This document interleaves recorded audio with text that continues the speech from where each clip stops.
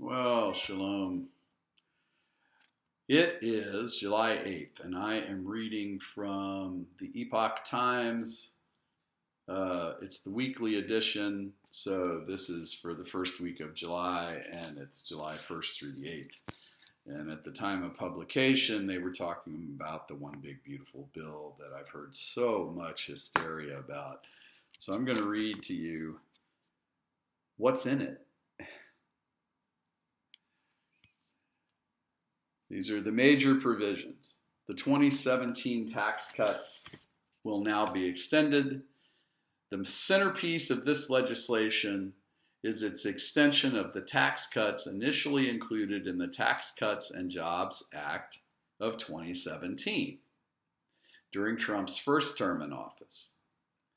That law slashed marginal tax rates across the board, with most brackets seeing around a 2% to 4% cut. If these cuts were not extended, tax rates would return to their pre-2017 levels at the end of fiscal year 2025, which would be this September 30th. The child tax credit is now boosted from $2,000 to $2,200, and the credit is now permanent. Taxes on overtime, car loans, and tips are reduced. They are done away with. Well, I'll just read it to you.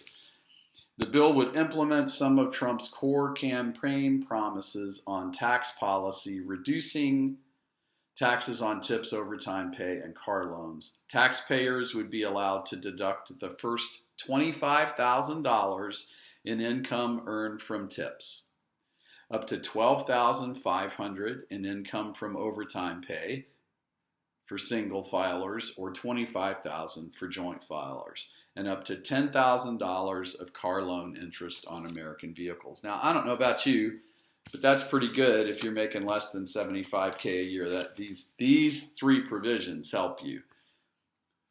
$6,000 Social Security deduction for seniors. What does that mean? I'm going to read it to you. Instead of Trump's no taxes on Social Security, the bill would allow seniors to deduct $6,000 of their Social Security income, with that amount decreasing once income passes $75K for single filers or $150K for joint filers. So if you have two people in your household who are receiving Social Security, and as long as you are making less than $150K a year in retirement, you will be able to deduct an extra $12,000 in addition to your either standard deductions or your itemized deductions. This is all towards middle Americans. Immigration, border security, $150 billion in funding, defense, $157 billion. So I think we now maybe as a country understand how much damage, hopefully you do, how much real damage has been done since 2008, especially over the last 4 years. They're doing away with some clean energy tax credits. They're trying to steer us back towards the things we already have here in this country, which is coal, natural gas, and oil. Here's one that I've heard a lot about. I'm just going to read it to you. Medicaid and rural hospitals. The bill would seek to reduce Medicaid spending by imposing an 80-hour monthly work requirement for able-bodied adults to receive benefits. 80 hours a month is 20 hours a week. You can do that delivering pizza, and you can make somewhere between $8 and $15 an hour for 20 hours. So let's take 15. That would be $300 a week, which is $1,200 a month, and it won't impact your Medicaid benefits. And $1,200 a month is what? 12, 13, 14,000 and change a year without harming your Medicaid benefits. You just have to work. This is the same thing that President Bush did, by the way. There's really nothing radical here. SNAP cuts. The bill would, for the first time, require states to contribute to the Supplemental Nutrition Assistance Program, commonly known as food stamps. I tried to get food stamps when I had no job for 2 years. I never got them. That's how convoluted the system is. And I'm also the wrong color and the wrong sex and the wrong sexual preference type. $5 trillion debt ceiling increase. That is so that spending can be raised to pay down the deficit. Yes, the deficit will grow, but that's because what has to happen is, in addition to the tariffs, getting all the revenue from the tariffs, we also have to train skilled workers in building things, because we haven't done that for 40 years. We've got to retrain the workforce so that not everybody sits behind a computer and taps keys for a living. No, I'm not impressed by people who do that. No offense. But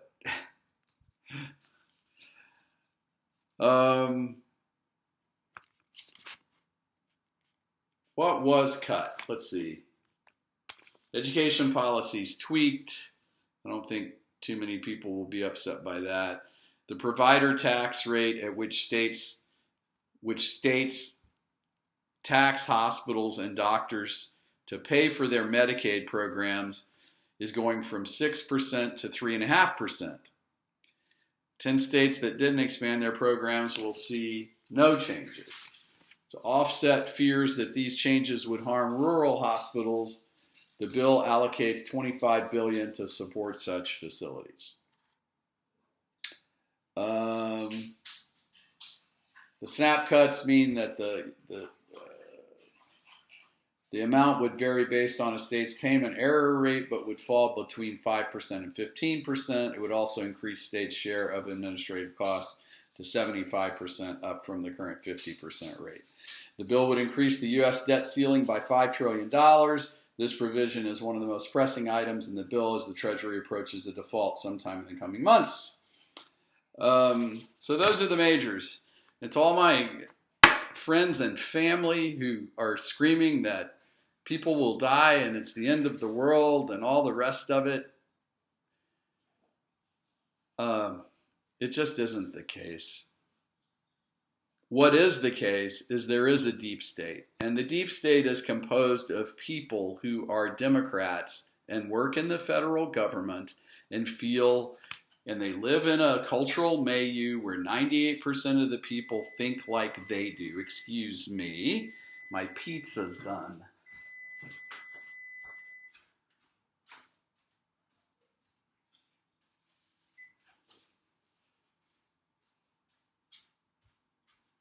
Okay, I'm back.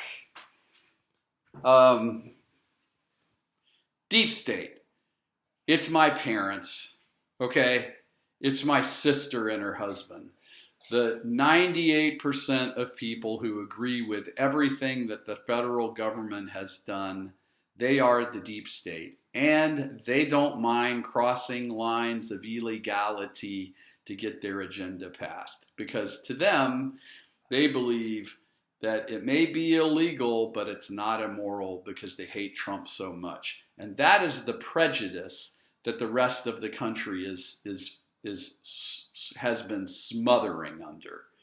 Is the 98% of people who, oh, I'm just a good American. You've been brainwashed into thinking that you know better than the rest of the country. And that, my friends, is not democracy. It's not a republic, it's not democracy, it's an administrative state, which that we call communism. That's what that is. So if you've been lured into that, sucked into that, romanced into that, and you're shocked by actual democracy for the first time beginning to actually have an effect, wake up. Just wake up and get on board. and get on board and start being on the right side. Start being on the right side.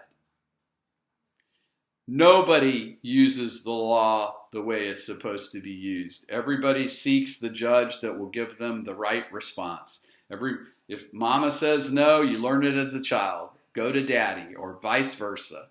So let's just stop pretending that when you're 98% of the people that think like you do, and you're like, oh yeah, we're all good and we're in agreement, and the other 2% are the evil ones. No, that means you're the prejudiced one. The 98% of you, college educated and sitting in a blue bubble. You're the ones who are prejudicial in your thinking. And you don't care if Russia was a criminal enterprise to protect Hillary Clinton and take out President Trump. You simply don't care. You don't care.